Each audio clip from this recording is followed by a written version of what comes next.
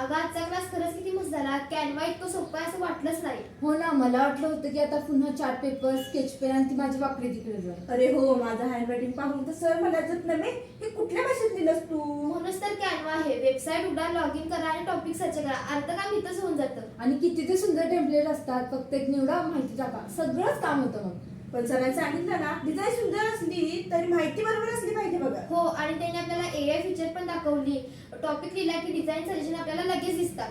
हो, आणि मी एकदा चुकीचं बटन दाबलं होतं, मला वाटलं काय सगळंच गेलं. पण सर म्हणाले होते ना, गेले ना परत तिथं.